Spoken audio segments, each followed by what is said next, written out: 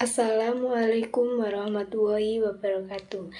Kami akan mempresentasikan hasil diskusi kami tentang literasi teks non-fiksi yang beranggotakan Sinta Mainanita dengan NPM 28, saya Tia Sekarsari dengan NPM 29, dan Lintang Puspita Ningrum dengan NPM 48. Pengertian teks non-fiksi. Non-fiksi adalah karya seni yang sifatnya berdasarkan fakta dan kenyataan, serta ada kebenaran di dalamnya yang ditulis berdasarkan kajian, keilmuan, dan atau pengalaman serta bersifat informatif. Teks non-fiksi menurut para ahli. Yang pertama, menurut TRIM 2014 menyatakan bahwa teks non-fiksi ialah tulisan berbasis data dan fakta sebenarnya disajikan dengan gaya bahasa formal atau non-formal berupa argumentasi, eksposisi, atau deskripsi. Yang kedua, menurut Terrigen 1991, teks non-fiksi tidak hanya bersifat realitas, tetapi juga bersifat akualitas. Apa yang diungkapkan dalam teks non-fiksi memberikan informasi tentang fenomena-fenomena aktual yang terjadi dan dapat dibuktikan sumber kebenarannya secara empirik. Teks non-fiksi dibagi menjadi dua, yaitu yang pertama teks faksi.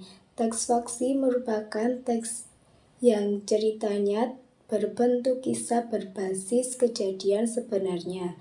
Contoh teks faksi diantaranya adalah biografi, autobiografi, kisah nyata, memoir, dan cerita-cerita dari kitab suci. Yang kedua, teks non-fiksi. Teks non-fiksi ialah teks yang disusun berdasarkan data valid tentang pengetahuan tanpa mengurangi isi data tersebut. Jenis ini diantaranya buku referensi, buku petunjuk atau panduan, buku pelajaran, kamus, dan peta. Selanjutnya, jenis-jenis karya sastra cerita non-fiksi. Yang pertama, karangan opini. Opini merupakan suatu pendapat seseorang yang dikarang berdasarkan isu yang sedang terjadi. Yang kedua, esai yang membahas seni atau sastra adalah karangan yang membahas suatu permasalahan secara sepintas dari sudut pandang pribadi penulisnya. Yang ketiga, biografi, yaitu riwayat hidup seseorang namun ditulis oleh orang lain. Keempat, karangan jurnalisme. Yang kelima, memoir adalah karangan sejarah atau peristiwa masa lampau yang dibuat untuk menekan pendapat, kesan, dan tanggapan penulis atas peristiwa yang dialami dari tokoh yang berhubungan dengannya. 6. Eksposisi adalah suatu karangan yang bertujuan untuk menjelaskan maksud dan tujuan tertentu. Ketujuh, argumentasi adalah berisi karangan yang dibuat untuk menolak suatu pendapat, pendirian, atau gagasan secara logis. Yang kedelapan, fungsional dan tulisan-tulisan sejarah, ilmiah, ataupun ekonomi. Teks non-fiksi yang relevan untuk peserta didik sekolah dasar adalah yang pertama, teks deskriptif yang mendeskripsikan benda atau tempat. Kedua, teks eksplanasi yang bertujuan untuk memberikan informasi. Ketiga, teks produser atau petunjuk untuk membuat atau melakukan sesuatu. 4. Teks laporan sederhana hasil pengamatan siswa dalam pembelajaran. Kelima, teks tanggapan ucapan terima kasih dan permintaan maaf. Keenam, teks cerita, pengalaman pribadi, dan buku harian. Selanjutnya, struktur teks non-fiksi. Yang pertama, orientasi. Bagian ini mengenalkan sebuah pembahasan yang akan dikaji dalam sebuah cerita non-fiksi. Orientasi berisi tentang pengenalan tokoh yang terlibat dalam cerita dan awal dari sebuah cerita. Yang kedua, uraian peristiwa, menjelaskan tentang urutan peristiwa atau kejadian yang terjadi mulai dari awal hingga permasalahan berakhir. Yang ketiga, reorientasi, berisi tentang kesimpulan suatu cerita dan penutup cerita, umumnya berisi amanat atau pesan moral yang dapat diambil. Selanjutnya, fungsi teks non-fiksi. Yang pertama, mengisi waktu luang. Kedua, sarana pengembangan diri. Ketiga, mencegah kepikunan. Keempat, menambah konsentrasi. Kelima, menambah wawasan. Jenis teks non-fiksi terdapat dua macam, yaitu yang pertama, teks fiksi murni adalah teks yang berisi tentang cerita berdasarkan data-data otentik, contohnya skripsi, disertasi, dan tesis. Yang kedua, teks fiksi kreatif adalah teks yang berisi cerita berupa data real yang dikembangkan menjadi bentuk karangan imajinasi, contohnya novel dan puisi.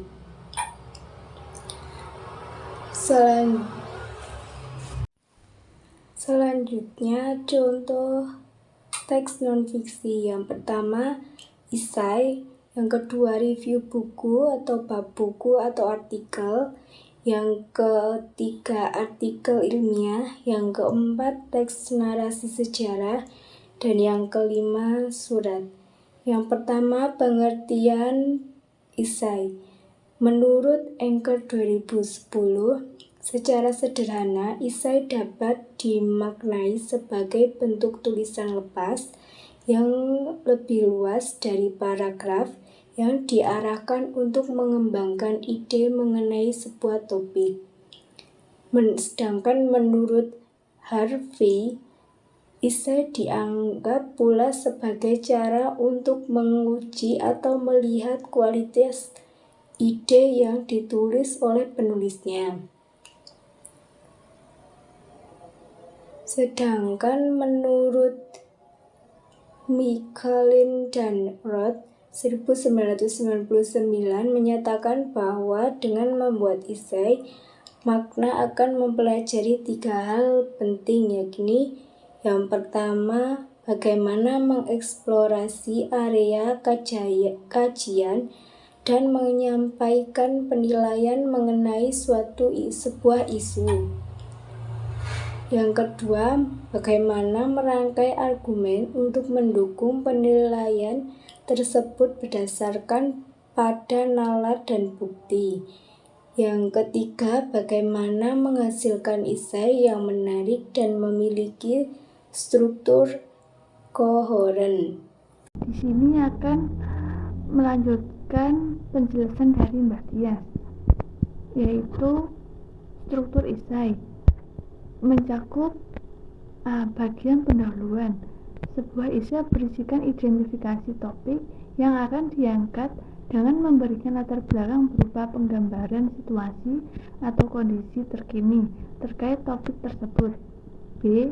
Bagian inti. Bagian inti ini merupakan bagian pengembangan ide yang dimuat dalam tesis statement. C. Yaitu kesimpulan. Bagian tempat penulis melakukan penguatan terhadap topik yang telah dinyatakan pada tesis statement dan telah dibahas pada bagian inti esai. Yang selanjutnya yaitu fungsi esai. Menurut Kusmiatun tahun 2010 telah memberikan gambaran mengenai fungsi esai, yakni sebagai berikut. Yang pertama, eksploratif. Melakukan eksplorasi atas respon individu terhadap peristiwa, fenomena, ide, atau gagasan tertentu. Yang kedua, persuasi, mengajak pembaca untuk meyakini opini penulis serta mengajak pembaca untuk melakukan aksi atau tindakan tertentu. Yang ketiga yaitu explain atau menjelaskan kepada pembaca tentang suatu hal atau bagaimana melakukan suatu itu bekerja. Yang D yaitu compare, membandingkan dan mengontraskan dua atau lebih ide, peristiwa, literatur atau hal lainnya.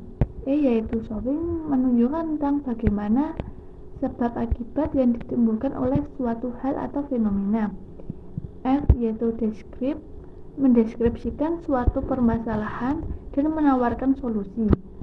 Selanjutnya yaitu kaidah kebahasaan esai. Kata-kata yang digunakan dalam esai hendaknya menggunakan kata yang pertama, kata baku. Kata baku ini yakni sesuai standar atau kaidah kebahasaan yang dibakukan. Kaidah tersebut meliputi EBI atau Ejaan Bahasa Indonesia, Tata Bahasa Baku dari Kamus Umum Bahasa Indonesia.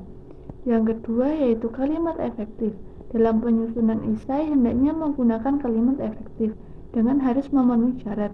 Syarat tersebut sebagai berikut, yaitu A. Kelengkapan, di mana sekurang-kurangnya harus memiliki unsur subjek dan predikat.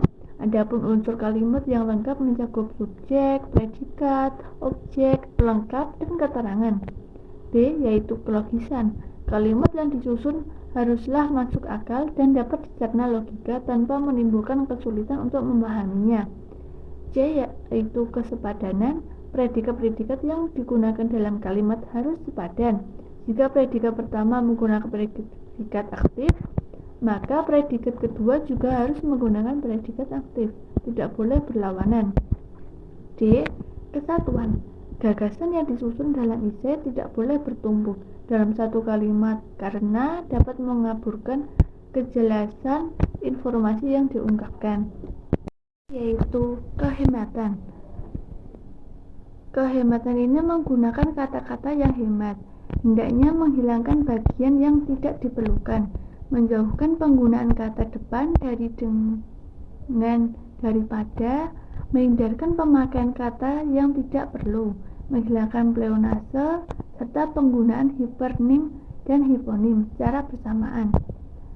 F yaitu logis, adanya kohesi dan koherensi antara struktur pembentuk esai, memperhatikan EBI, tepat struktur fungsinya, sistematis, dan tidak ada pemborosan kata. Yang ketiga yaitu makna lugas. Makna lugas atau denotatif adalah makna yang sesuai dengan konsep asalnya. Dalam hal ini disebut juga makna asal atau makna sebenarnya seperti yang tertuang dalam kamus. Selanjutnya yaitu kedua, review buku atau bab buku atau artikel. Review terhadap buku, bab buku atau artikel pada dasarnya adalah upaya untuk pembaca serta seksama kemudian melakukan evaluasi terhadap buku atau bab buku atau artikel yang bertujuan untuk menilai dan memberikan rekomendasi apakah buku atau bab buku artikel tersebut layak untuk dibaca atau tidak. Struktur review buku pada bab buku atau artikel seperti yang dikemukakan oleh Creswell tahun 2005 biasanya terdiri atas beberapa bagian yang dijelaskan, yaitu yang pertama pendahuluan yang berisi identifikasi buku atau bab buku atau artikel yang meliputi penulis, judul, tahun, publikasi, dan informasi lainnya yang dianggap penting. Yang kedua yaitu ringkasan atau uraian pendek mengenai isi argumen dari buku, bab buku atau artikel. Yang ketiga yaitu inti review berupa inti pembahasan buku, bab buku atau artikel yang merupakan analisis kritis dari aspek pokok yang dibahas dalam buku, bab buku atau artikel tersebut. Pada bagian ini penulis review menyampaikan bukti analisis dari dalam buku atau bab buku atau artikel atau membandingkan dengan sumber ilmiah lainnya.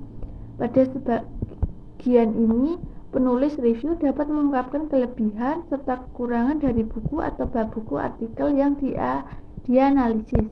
Yang selanjutnya yaitu fungsi review buku atau bab buku atau artikel, yaitu menunjukkan pandangan atau penilaian penulis review terhadap buku atau bab buku atau artikel, memberikan informasi kepada pembaca tentang kelayakan yang dimiliki buku, bab buku atau artikel.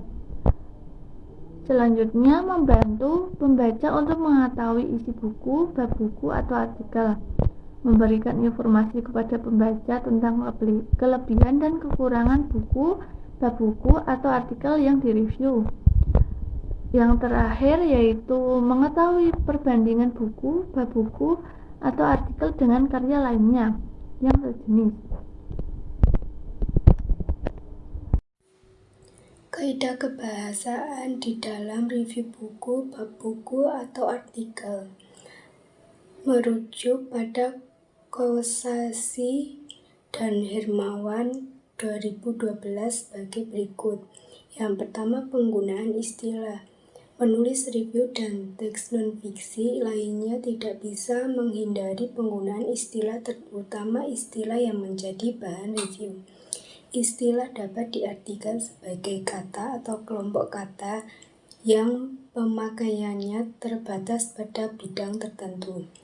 Penggunaan kata sinonim dan antonim. Sinonim adalah satu kata atau frasa yang memiliki bentuk kata yang berbeda namun memiliki arti yang sama. Sementara itu antonim adalah suatu kata yang memaknainya berlawanan. Penggunaan sinonim dan antonim ini bertujuan untuk menghindari penggunaan kata yang sama secara terus-menerus sehingga tulisan tidak terlihat monoton dan membosankan. C. Penggunaan frasa, kata, benda, atau nomina adalah gabungan dua kata atau lebih yang memiliki inti kata beda dalam unsur pembentukannya. Itu penggunaan frasa, kata kerja, atau verba adalah gabungan dua kata atau lebih yang memiliki inti kata kerja dalam unsur pembentuknya.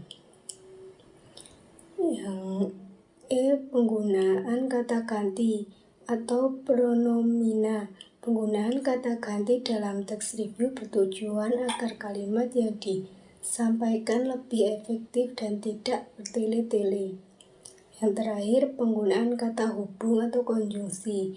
Penggunaan kata konjungsi terdiri atas konjungsi internal dan konjungsi eksternal.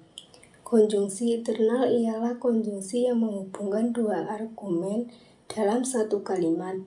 Sedangkan konjungsi eksternal ialah konjungsi yang menghubungkan dua peristiwa atau deskripsi dalam dua kalimat baik simpleks maupun kompleks. Ketiga yaitu artikel ilmiah. Artikel ilmiah ini adalah bentuk tulisan yang memaparkan hasil penelitian yang telah dilakukan. Bentuk ringkasan laporan penelitian yang dikemas dalam struktur yang lebih ramping. Artikel ini dapat dibagi ke dalam dua kategori, yaitu artikel yang memuat kajian hasil penelusuran pustaka dan artikel yang berisi ringkasan hasil penelitian yang dilakukan oleh penulis secara langsung. Adapun tujuan dan fungsi artikel ilmiah.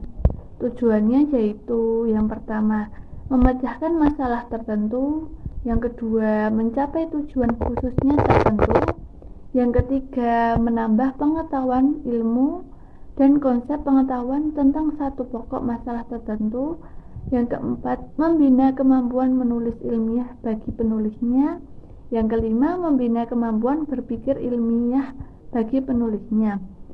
Fungsinya yaitu untuk fungsi pendidikan, memberikan pengalaman yang berharga bagi penulisnya, sehingga mampu menulis, berpikir, dan mempertanggungjawabkan tulisannya secara ilmiah. Adapun fungsi penelitian sebagai sarana bagi penulisnya, guna untuk menerapkan prosedur ilmiah dan memperhatikannya dalam usaha mengembangkan ilmu pengetahuan. Ada juga fungsi fungsional sebagai alat pengembangan ilmu pengetahuan, tambahan bahan pustaka, dan kepentingan praktis di lapangan dalam satu disiplin ilmu tertentu. Yang selanjutnya yaitu kaidah kebahasaan artikel ilmiah. Menurut Puspandari tahun 2007 bahwa kaidah kebahasaan artikel ilmiah yaitu sebagai berikut. Yang pertama baku, yang kedua denotatif, yang ketiga berkomunikasi dengan pikiran bukan dengan perasaan, yang keempat kohesif, yang kelima koheren, yang keenam mengutamakan kalimat pasif, dan ketujuh konsisten dalam penggunaan istilah, singkatan, tanda-tanda, dan juga penggunaan kata ganti diri. Yang kedelapan yaitu logis, yang kesembilan efektif, yang ke-10 kuantitatif, yang ke-11 yaitu terhindar dari kesalahan umum bahasa Indonesia. Selanjutnya yang keempat, teks narasi sejarah. Teks non-fiksi yang berisi tentang peristiwa yang terjadi dalam masyarakat pada masa lampau sebagai pengalaman untuk dijadikan pedoman kehidupan manusia masa sekarang dan masa yang akan datang. Struktur teks narasi sejarah yaitu meliputi yang pertama orientasi. Orientasi ini merupakan bagian awal, permulaan atau pengenalan yang letaknya di awal dari suatu isi teks narasi sejarah. Yang kedua, urutan peristiwa, yaitu urutan-urutan rekaman peristiwa yang disusun secara kronologis. Yang ketiga yaitu reorientasi, yaitu bagian dalam teks narasi sejarah yang umumnya berisikan simpulan, penilaian, pendapat, komentar, ataupun opini oleh penulis mengenai peristiwa sejarah yang diceritakan di dalam teks. Yang keempat yaitu sejarah sebagai suatu peristiwa. Yang kelima, sejarah sebagai kisah. Yang keenam, sejarah sebagai ilmu. Assalamualaikum warahmatullahi wabarakatuh. Perkenalkan, nama saya Sinta Minanita dengan NPM 0028. Saya di sini akan menjelaskan materi yang sebelumnya sudah dijelaskan oleh Mbak Lintang. Saya di sini akan menjelaskan tentang ciri-ciri surat.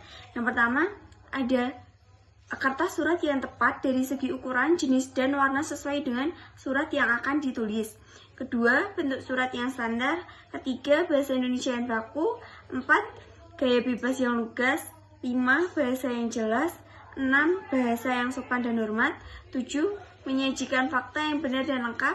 8, tidak menggunakan singkatan kecuali yang lazim dipahami dalam surat menyurat.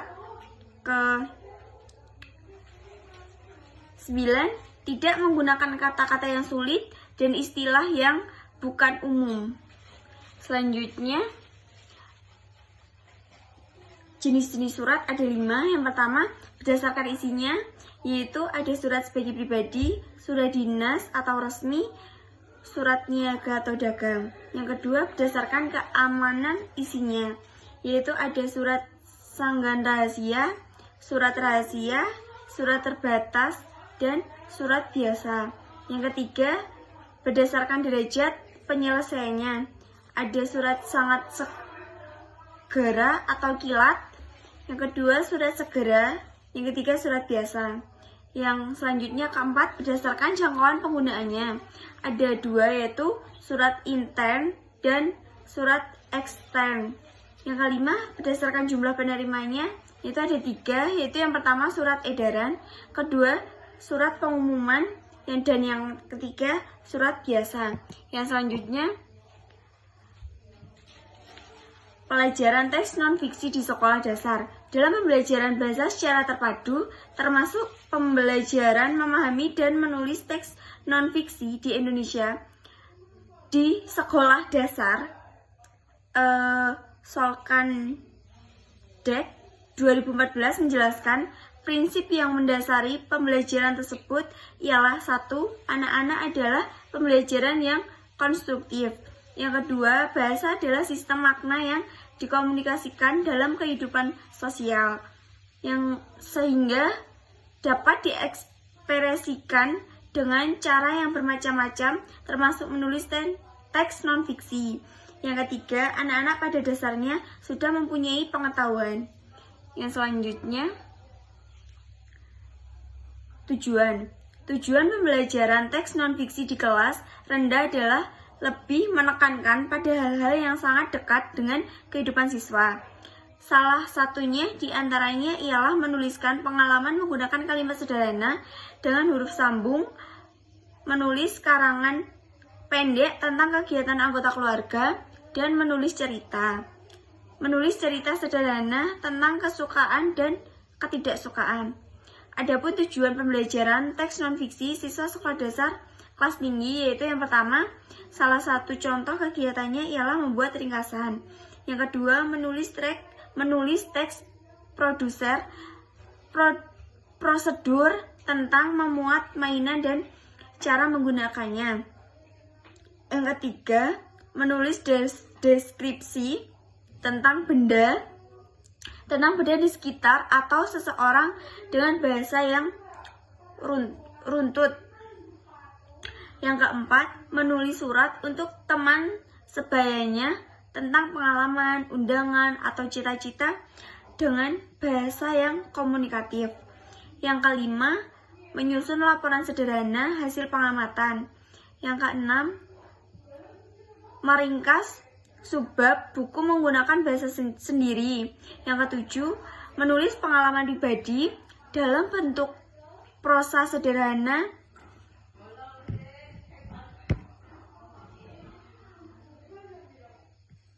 Yang kedelapan, menyampaikan informasi dalam bentuk iklan dengan bahasa yang komunikatif dan menulis surat resmi.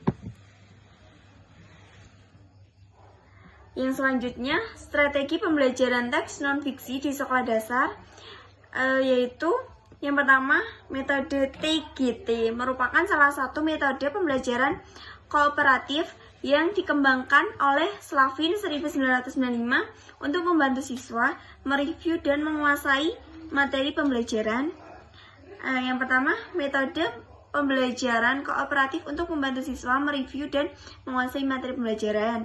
Yang kedua, aktivitas belajar dengan permainan yang dirancang kemungkinan siswa belajar lebih rileks, sehingga berbagai macam gaya belajar siswa yang berbeda-beda dapat difasilitasi.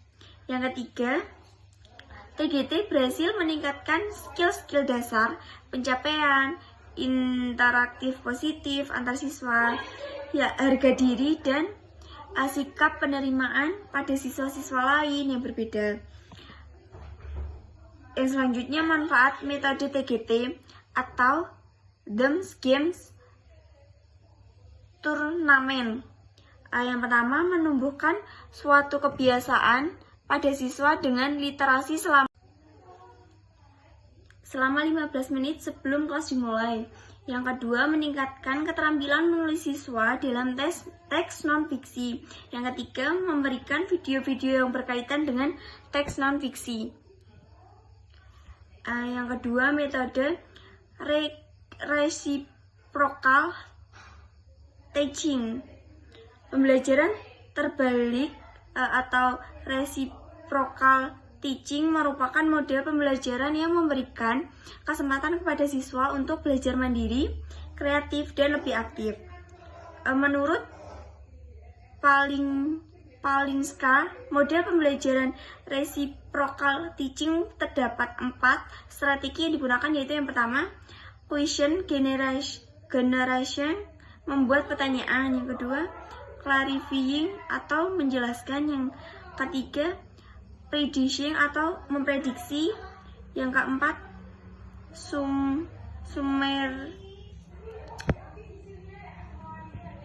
summarizing atau merangkum. Yang ketiga, metode role playing, bermain peran atau role playing. Bermain peran adalah suatu kegiatan menyenangkan yang di dalamnya melakukan perbuatan-perbuatan, yaitu gerakan-gerakan wajah atau ekspresi sesuai apa yang diceritakan.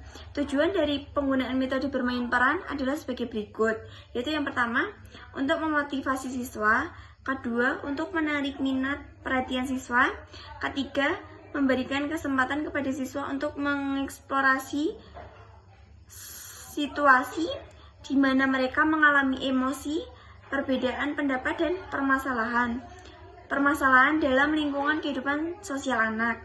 Yang keempat, menarik siswa untuk bertanya. Kelima, mengembangkan kemampuan komunikasi siswa. Sekian presentasi dari kelompok 10. Saya akhiri, billahi taufiq wal hidayah. Wassalamualaikum warahmatullahi wabarakatuh.